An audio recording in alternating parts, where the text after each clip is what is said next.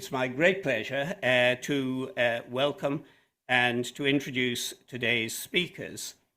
First of all, Lesley Smith, who is a professor of medieval intellectual history here at Oxford, specializing in the early history of universities. She is also co-director of a small charity that supports teachers and other professionals working in schools, youth prisons, and other such settings. Samuel Fanous is, of course, head of publishing at the Bodleian Library and produces a range of trade books, bringing the riches of Oxford's libraries to readers worldwide. The list is distributed and reviewed globally and has been recognized for its contribution to cultural publishing. And I think anyone who's bought or seen any of those books will know what a wonderful job Samuel does in producing them. He has lectured widely on cultural publishing and advised libraries, museums, and galleries on their programs. He is also a member of the English faculty, and he is engaged in research in the field of medieval English literature. At the moment, together with Henrietta Leiser, he is currently working on a new translation of the Revelations of a Monk of Eynsham. Today, they'll both be discussing handwriting and what it can tell us, so please give them a very warm welcome.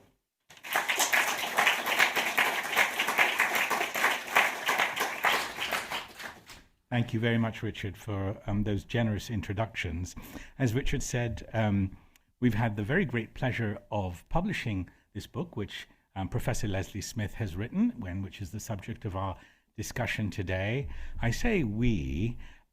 My part in it is much smaller than Richard has let on. I just had the very first part of the process where I commissioned the book, but it's really the publishing team who deserves the praise. They're the ones who do all the work.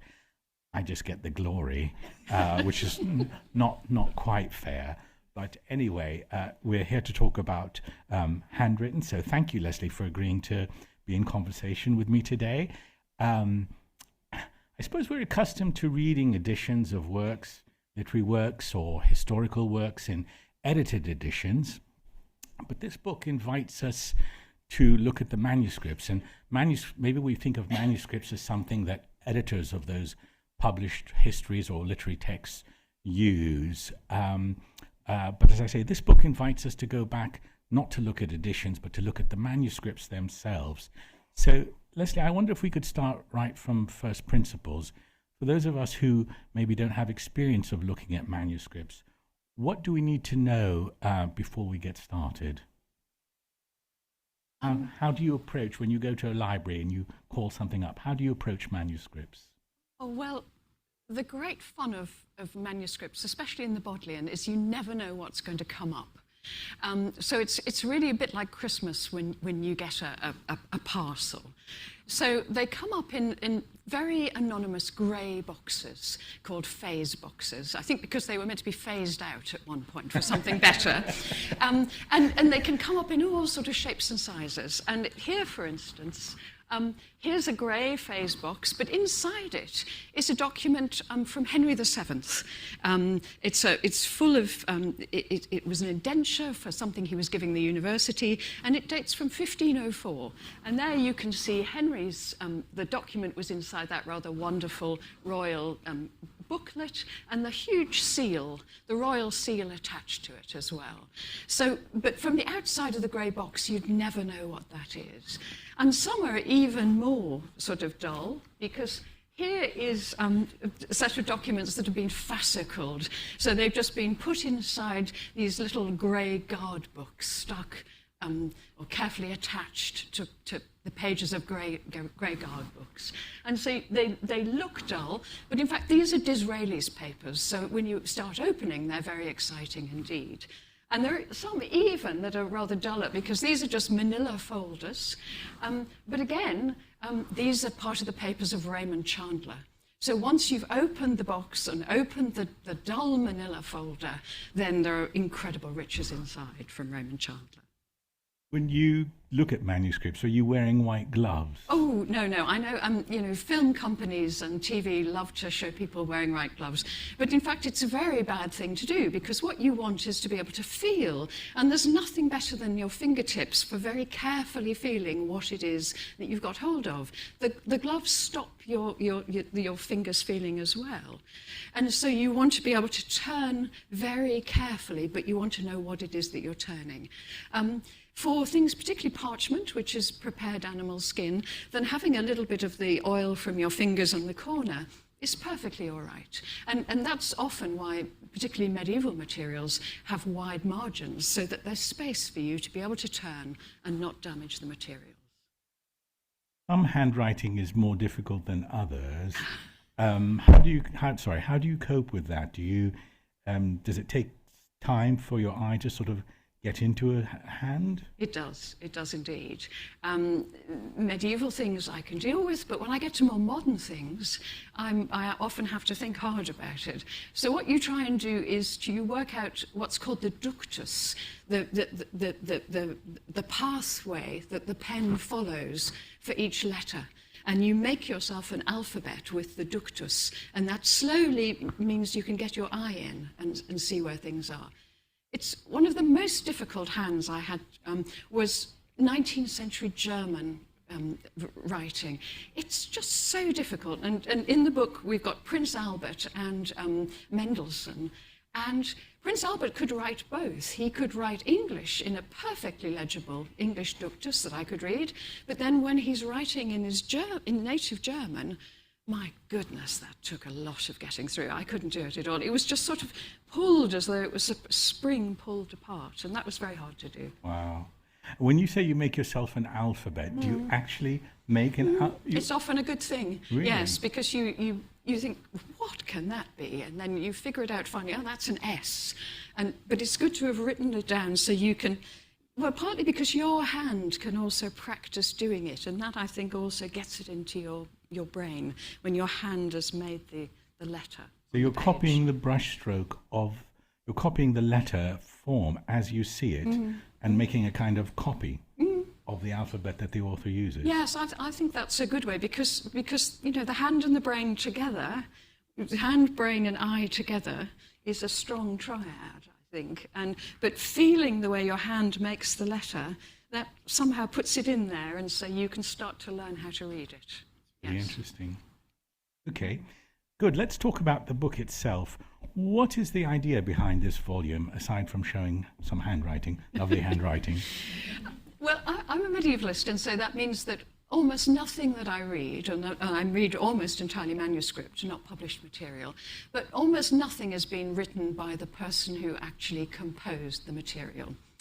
But for some reason, and I can't entirely remember why, I started to wonder how much in the Bodleian was actually written by the author. And I looked at a few things and started to realise the Bodleian had quite a collection of things written by hand, in autograph in the wider sense of the term. And then lockdown happened, and I thought it might be a fun project to see what I could discover that was in the Bodleian, written by the author's own hand. And so during lockdown, I read the catalogue, which is sad, I realise, but it's Sounds riveting. Things. And Samuel and I had a conversation, and then I started to put the people I was interested in into sections. So the book is divided into sections. So, for instance, the obvious one is the Tudor court, because how wonderful to have the Bodleian Library where you can produce the autographs of a variety of Tudors. But there are also spies and detectives, scientists, children's literature, all sorts of different things. And so once I'd started to think about sections, then I started to actually hunt them down in the library. Could I detect them? Could I find them in the library? And some of them could only be found by thinking of who they might have written to and looking at that recipient's boxes of materials.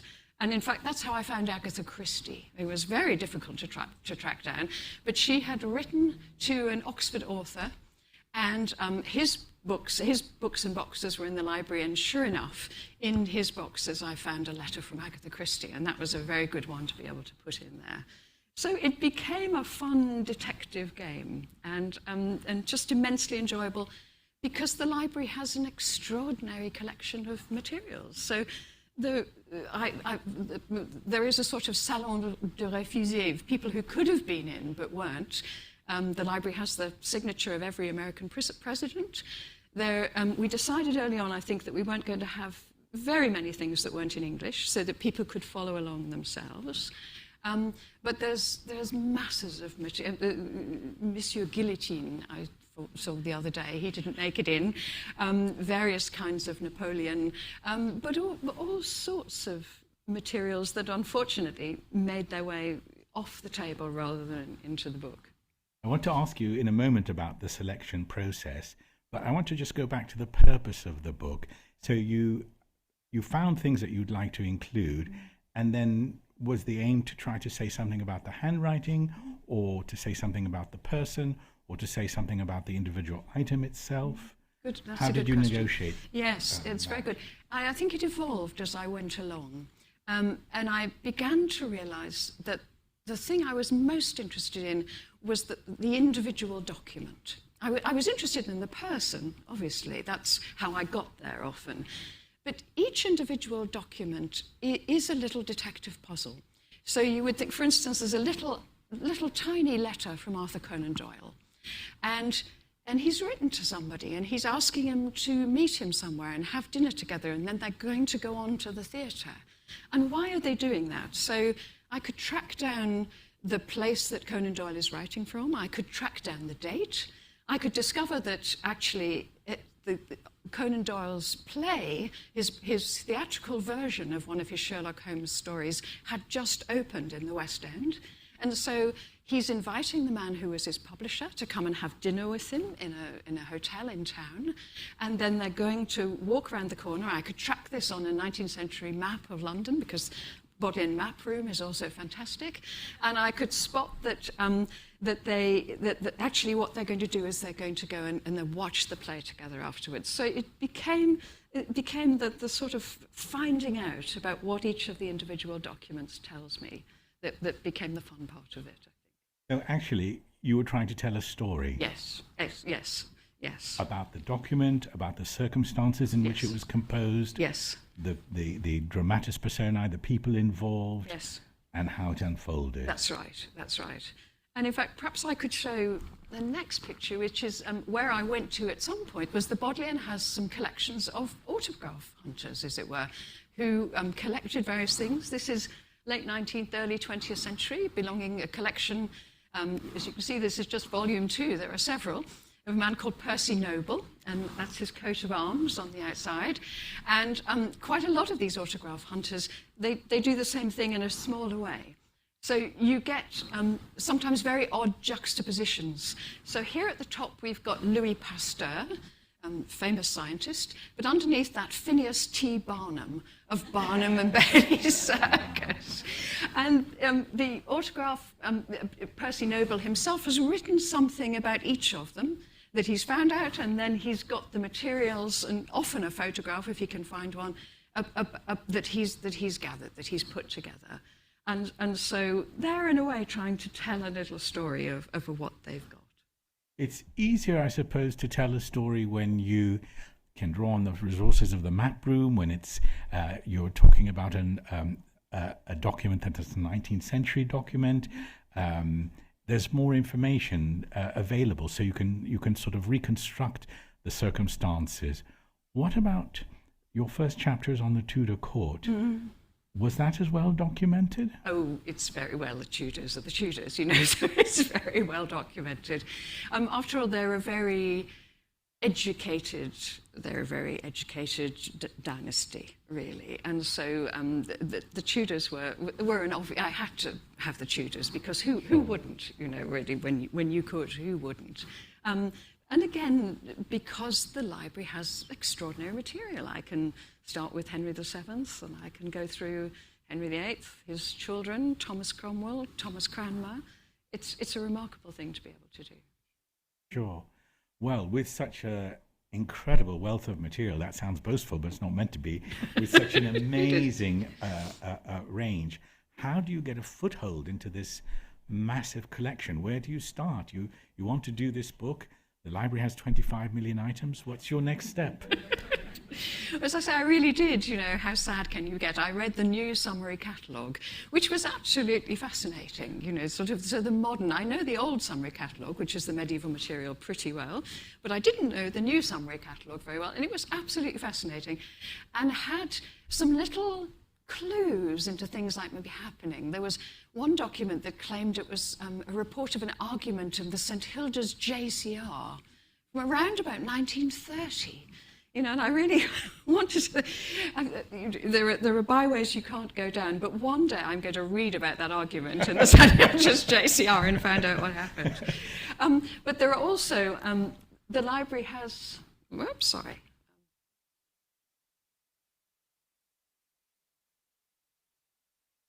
Yes, there we go. The library has shelves full of individual people's papers, and I think here you could possibly see C.S. Lewis, I think, who's on the left at the top, and there must be Disraeli there.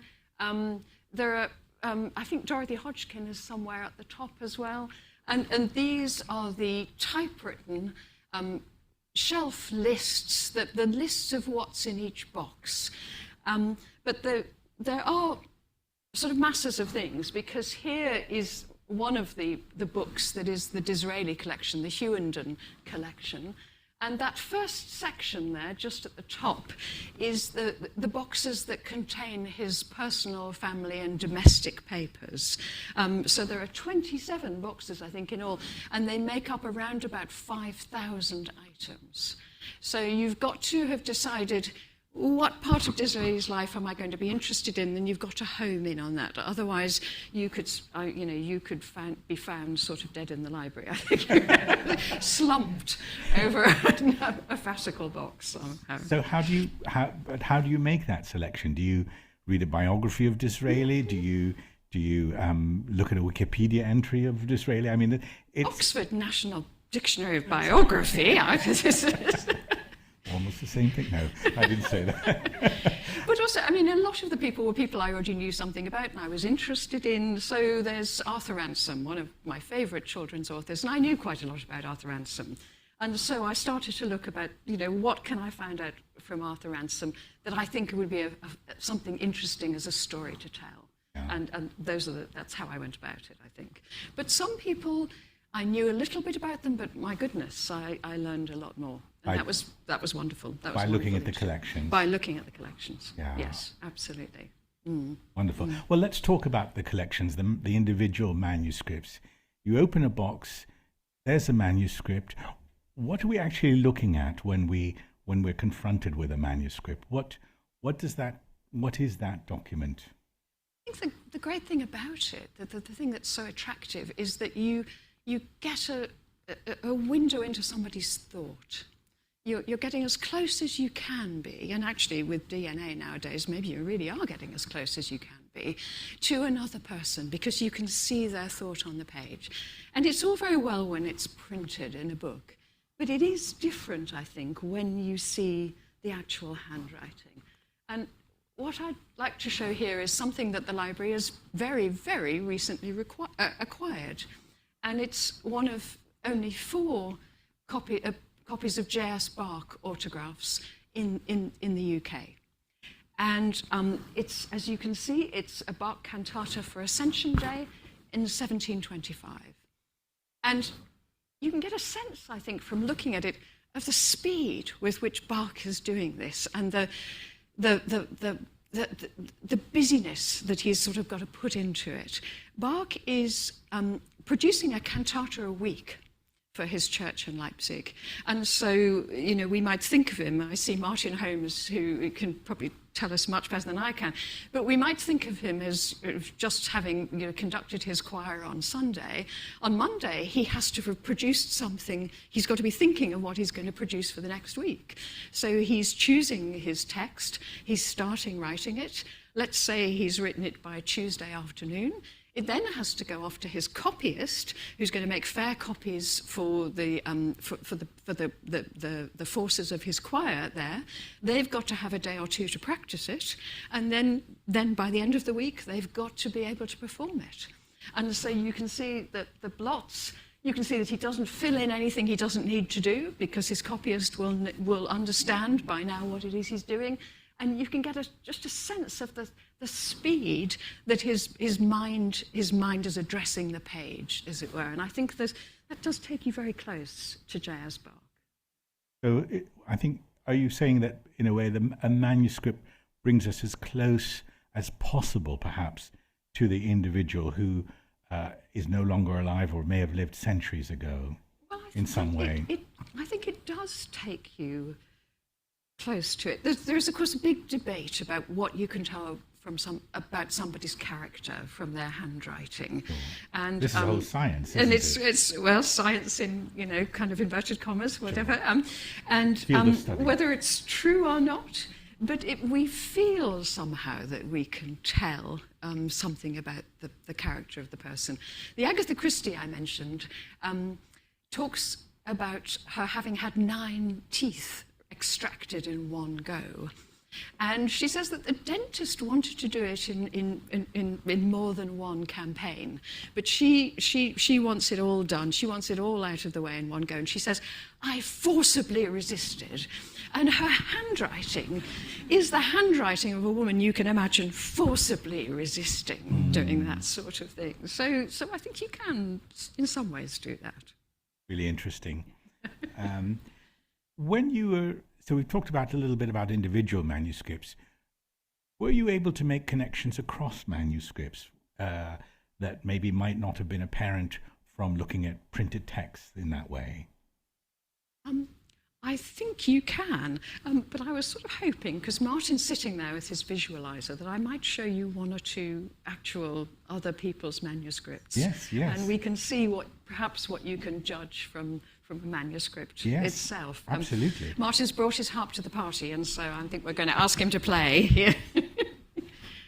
And he's going to show us something from William Wilberforce, the famous anti-slavery campaigner, MP for most of his life for Hull, and a man of kind of remarkable energy. He manages to do so many things.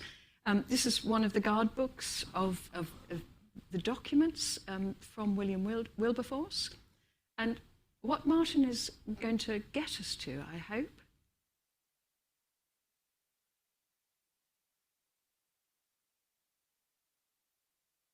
in a minute, is Wilberforce's notes for a parliamentary speech. He spoke many times in Parliament for the abolition of slavery.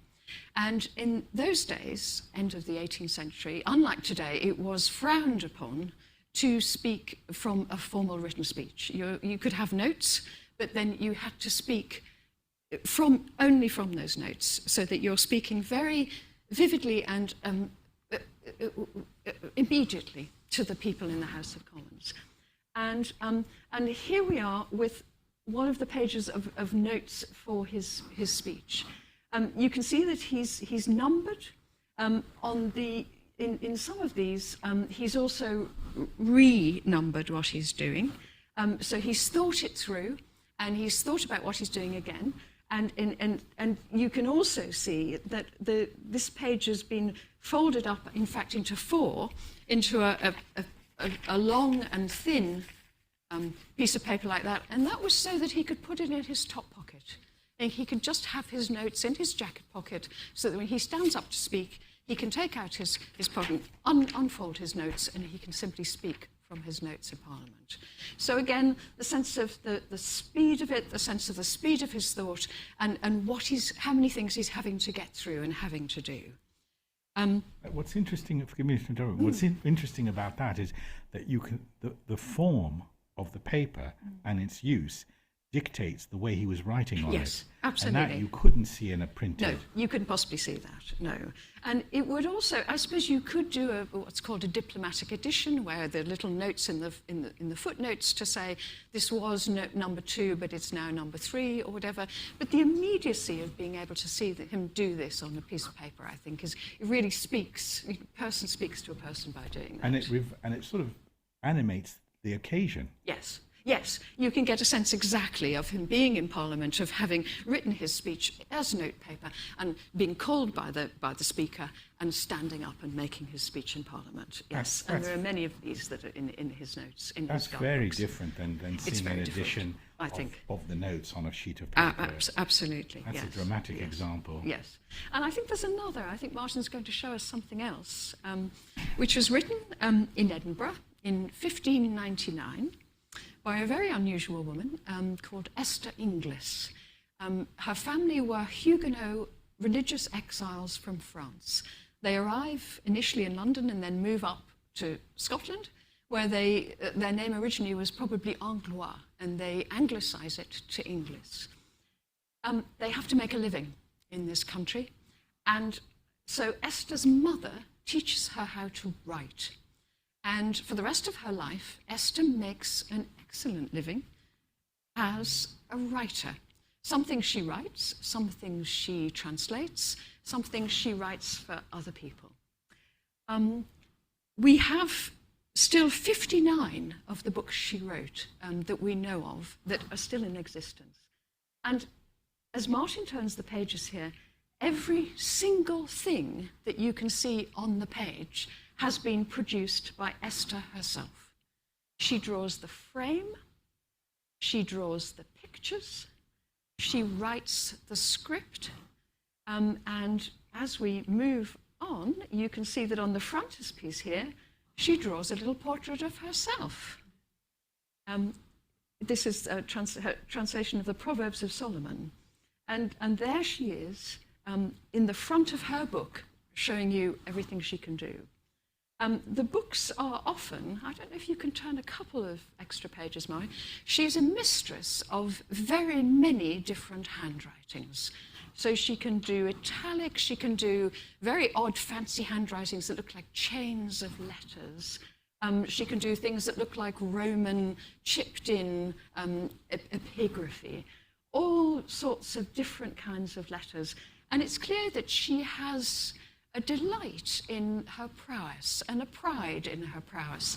But they're also just wonderful advertisements. Here you can see the type of handwriting has changed for this opening, and then on the next opening, the handwriting has changed again. She can do all of these. She can do it to order. What would you like? She'll do it for you. 1599, a woman making her own way as a writer. Wow. Professional writer and scribe. Professional writer and scribe, wow. Indeed. How did you come across her? Oh, actually from a Bodleian exhibition. They're really very good. There's a very good, now quite old exhibition called Scots and Their Books. And Esther was part of Scots and Their Books. And in fact, she featured on the poster, as I remember. And she's a remarkable person. And also, of course, an example of a refugee family who've come and made good at the same time. Yes. Fascinating. Wow. And wonderful. Okay. I was about to ask you about synthetic connections that maybe you might have seen. Were you able to make connections across individual items as you went through? Yes, and again, that's to do with the enormous riches of the Bodleians' collections. So here I can't resist going back to the Tudors. And so here on the left is a manuscript written by the 11-year-old Elizabeth I. Elizabeth has got a new stepmother, Catherine Parr, and she already knows, aged 11, that it's very important to keep on the right side of your stepmother because you never quite know what your father will think about you. And in fact, the year before this, she's been banished from court by Henry. So she's very keen that Catherine should think well of her. And so as a New Year's gift, Elizabeth, very learned and educated little girl, translates a book from French, a spiritual book from French called The Mirror of the Soul by Queen Marguerite of Navarre, translated into English, and writes it out for her new stepmother. And so at the top there you can see it says, "To our most noble and virtuous Queen, Catherine." She writes it out with this introduction, and then she writes out the translation. And then that's not quite enough. She's also a practical little girl, so she embroiders the binding of the book. And this is all her handwork in silver and turquoise thread, with KP, Catherine Parr, in the front, and those sort of Tudor knots that you see in Henry and Elizabeth's signature as well. And at the four corners, those are pansies, pensée in French. And so in the language of flowers, that's thinking of you, a thought of you. And of course, Elizabeth also wants Catherine to have a thought of her too, and perhaps put in a good word with Henry. And Catherine does. She takes her stepdaughter's side, and Henry brings her back to court. Elizabeth and her brother Edward are taught writing as a proper skill and an accomplishment, and one of their tutors was a man called Jean Belmont, and you can see why he's known for his handwriting, and she's rather proud of the fact that her handwriting is very good. And so here she is, aged 11, but the library has, amongst other things, oh, sorry, Martin, I think it's you. The library has things from the very end of her life. So I'm going to ask Martin to show a document from December the 29th, 1602. Elizabeth dies in 1603, aged 70. And so this is a document which is about the Hanseatic League. It's a document about the merchants in Bremen. And she's an active monarch. She's still very aware of what needs to be done, and she's taking care with legislation and negotiation. But by now she's 69, nearly 70, and she complains that she has arthritis and that her handwriting isn't as good as it used to be. And indeed, we think perhaps her eyesight might also be failing. And so what we can see here, the document written professionally, but here is the elderly Elizabeth's handwriting, and I think we can see the shakiness of it, the sense that this is somebody who's projecting herself still as Queen of England, but there's a definite sense of this is costing her to write it like this, and it's not the fluency that she had when she was younger. That's quite touching in a way. That is. To be able to encompass a life like this from the age of 11 to... Yes. What? 69 she is, wow. yes. So just months before her death, really, and she's still doing this. Yes, wow. Yes. Interesting. Okay. Were there any things that surprised you? Yes, there were wonderful things. Fridtjof Nansen, for instance, everybody knows as an explorer, but I discovered, I just didn't know this, that actually that was a tiny part of his career, and he was an extraordinary man, lived a full life if ever there was one.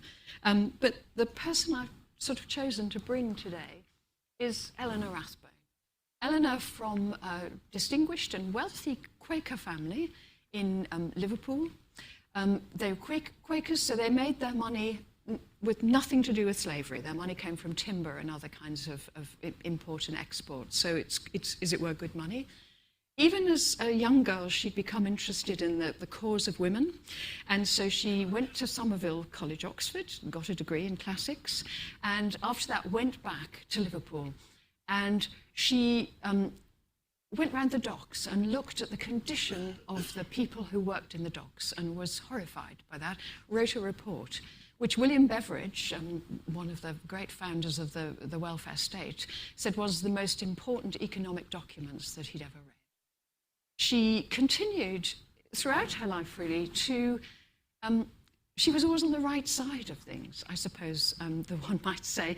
Eventually, to her surprise, she is elected an independent MP for Parliament, representing the non-Oxford and Cambridge universities. She supported what we would now call family allowance. She began to realise that if you gave welfare money to men, it might often not end up in the pockets and the mouths, as it were, of women and children. So she supported that. She supported very early on female genital mutilation. She supported looking into how that happened and what legislation could be done to stop it happening. She is on the side of refugees. The very end of her life, in the last months of her life, after 1946, she dies after the Second World War, and she's very aware that it's one of the most bitter winters on the continent that there had been. So even though she had been absolutely on the side of the Allies, she realises that there are many ordinary people in Germany who are suffering from the intense cold, and she works on getting help to them in Germany because she thinks they need looking after. And of course, she is the president at one point of the National Women's Suffrage Society, as it were, the legal side of women's suffrage, and she supports them all her life. She was an absolutely extraordinary person, and she said in her parliamentary career that she was not of the class of persons who should have a portrait painted of her. But actually, when she died, the Manchester Guardian obituary said that never could her parliamentary career have been so usefully or so fruitfully spent. And actually, the more I read about Eleanor Rathbone, the more I thought that was absolutely summed up how she spent her life. She's a remarkable woman. How wonderful. How wonderful. What about humour? Did you find pockets of unexpected humour? I did. For that, there were many various things, but I thought I would show you this, which has two of the people who are both separately in the book. On the right-hand side, you might recognise T.E. Lawrence of Arabia, but not in the sort of flowing Arabic robes that you can see in the Ashmolean today, but in an ordinary suit and rather battered shoes. And sitting next to him is a woman called Gertrude Bell. And Gertrude Bell from Northallerton in Yorkshire was an extraordinary woman who crossed the desert on camels. She was an adventurer in many ways. She was one of the first women ever to be on the Foreign Office payroll because she knew all the languages, and she crossed the empty quarter. She was an extraordinary person, really an amazing woman. And all I can say that's against her is that she was against women's suffrage. She was a member of the Anti-Women's Suffrage Society. But after the First World War, there was a conference in Cairo, 1921, that basically was carving up the Middle East.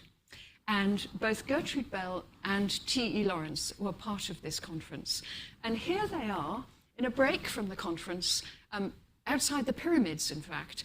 And it's rather terrific because she's in a hat that wouldn't be out of place in 1921 on Broad Street in Oxford.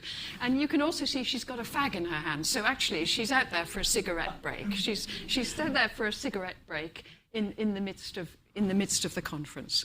And there are other photographs from the conference. Here they are. This is the sort of, the leadership portraits you get nowadays, where they're all standing like a hockey team. And here they all are on camels with the Sphinx behind them. Here you can see she's wearing another remarkable hat, and she's got a sort of fur coat on. And again, T. Lawrence there, Lawrence of Arabia, he's wearing a sort of Homburg. You wouldn't have thought it really on a camel. And sitting on a camel next to them, you'll have recognised the man to the left there, and that is Winston Churchill. And it's quite funny. Really rather good, I think. What are they doing on camels? Undoubtedly, but Gertrude Bell and Lawrence of Arabia were camel experts. They could have ridden those camels through the desert. But you wonder how many times Churchill had been on a camel and what he could have done. That sounds not so much humorous, but ridiculous. It is, exactly. So let me go from the ridiculous, I hope, to the sublime. Have you, amid pockets of humour like this, did you I mean, you're looking at manuscripts in a routine sort of way. Did you ever have a moment where you thought, this is uncanny, almost numinous? Somehow I'm looking at something that's more than the sum of a piece of paper, cream piece of paper with brown squiggles on it, that this is something, I don't know, metaphysical almost. Yes. Yeah, there were a number of them, but what I've chosen to look at today, Martin, if you could show it. One of the things about the box is you page through the documents, and sometimes in a single box you get an entire life.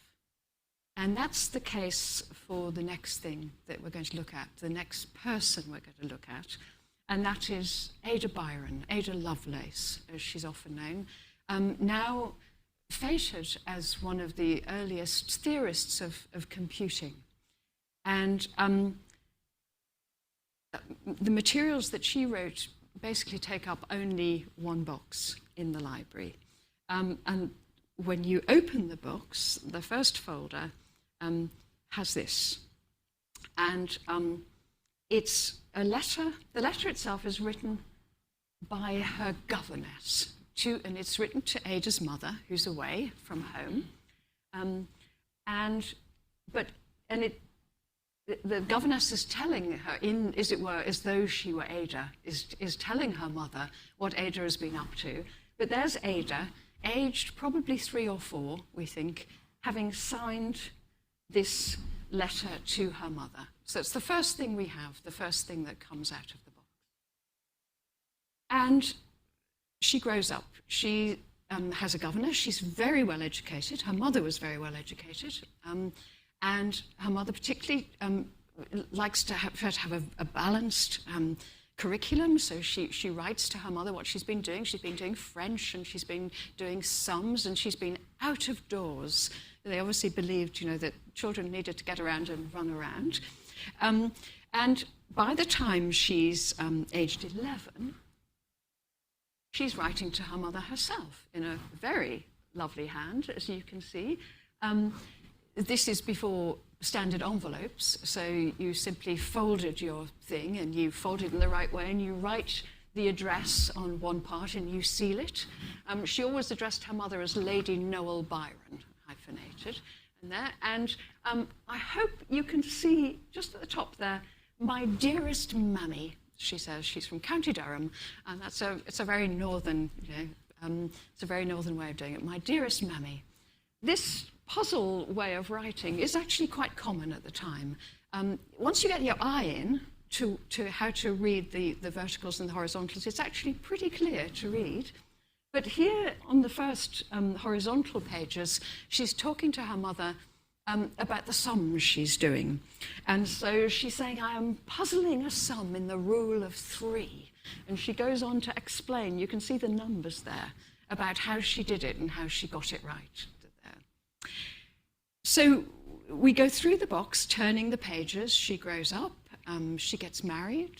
She writes to her mother about the children and how the children are doing. Her mother has obviously written to say, have you given up the maths now that you've got the children? And she writes to say, oh, no, I'm not giving up the maths. I've got the children, but the maths are always with me, and that's really important. But then there are some unfortunate letters because she is clearly becoming ill.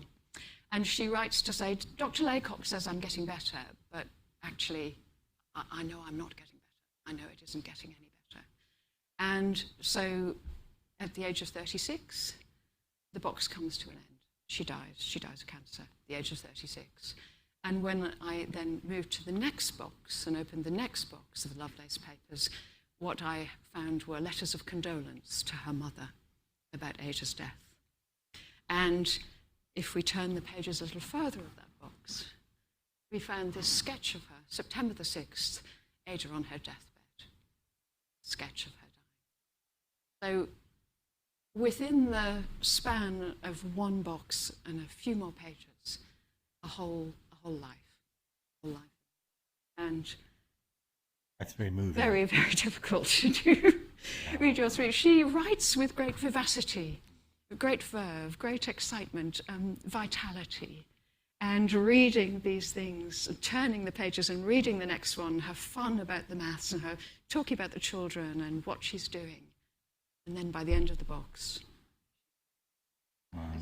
it's Touching. It's very moving. It's a privilege to do it. It's wonderful to do it. I don't know if her pen or her desk or whatever survives, but in a way, if these are the only things of hers that survive, can we think of manuscripts as somehow, can we think of them as relics? I think in many ways that's true. Just like relics, sometimes one remembers the time in which one read them. So during lockdown, when lockdown finished and we were allowed into the library, we could only have 6 people in the reading room at once. We all had to be spread out, and you could only book an afternoon or a morning session.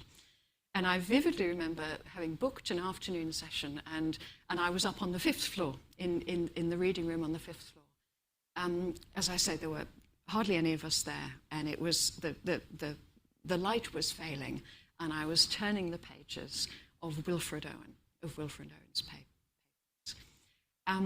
And Wilfred Owen and Siegfried Sassoon, as you remember, were sent to a hospital in Scotland for neurasthenia, shell-shocked patients, shell-shocked officers, where they received remarkably go-ahead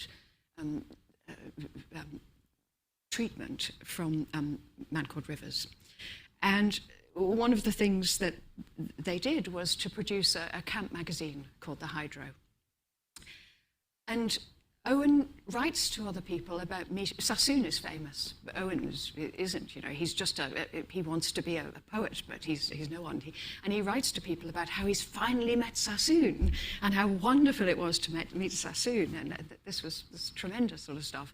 And there are letters too from Sassoon saying, "Oh, I've met Owen, and he's actually pretty good if he stops, if he writes serious stuff and stops, writing sort of things he thinks will please people." And as I turned the pages, what's interesting to come across are drafts of poems we now know. And so here is one of the drafts of the poem, very famous poem, now known as Anthem for Doomed Youth. But this is one of Owen's earlier drafts, and when he's writing it down. Sassoon was known as Mad Jack by his men. He would do anything. He won the MC for just basically bravery in the face of the enemy. He would just do anything. Sassoon outlived the war and lived into his 80s. Owen died a week before Armistice Day. And so these are some of the very last things we have from Wilfred Owen. And I can still vividly remember standing in the reading room, paging through the box of materials as the light faded outside, and thinking again what a privilege it was to be able to read these things. Very touching also. We're running out of time, unfortunately, but I'd like to finish by just asking you to think about the future. All these documents that we've been talking about today and that are in the book, of course, are written by hand. It's self-evident. It's in the title. Most of us use word processors today. What will someone who's writing this book 50 years from now, what will they be looking at? Yes, I think that's very difficult, and I think it perhaps won't be as much fun if you had to include more modern things. One of the library's great modern supporters, actually, is Philip Pullman, the children's author. And he wrote a book called Lyra's Oxford, as you remember. And here he's taken an ordinary map of Oxford, and he has annotated it by hand, and he's also stuck post-it notes on it to remind himself of things to do. So that's the sort of best we can have of Philip Pullman in some ways, although he has deposited other things. But someone else I looked at too was P.D. James, another benefactor of the library. And what was very disappointing, because there are boxes called P.D. James, but they turned out to be emails from Samuel and his staff between Bodleian Publications and P.D. James, which is all very interesting, but it's not quite the same as having a Wilfred Owen poem in your hand. But this is the best I can do, which is the proof sheets of a little book called Talking About Detective Fiction that P.D. James wrote for the library, and I believe she assigned the royalties from the book to the library. And so here she has, in the black writing at the bottom, she has corrected the proofs. Unfortunately, and this may also be something to do with the future, her handwriting was so bad that another member of Samuel's staff, Deborah, had to actually copy it out again in red so that she could be sure that the person who was correcting the proofs on the actual electronic file could read what P.D. James had written. So not quite Ada Lovelace, I'm afraid. So I think that this is a good period to have written the book, because there's still enough handwritten material to make it fun. Maybe in the future we should be collecting publishers' archives with handwritten corrections in the margin. Brilliant. Thank you very much.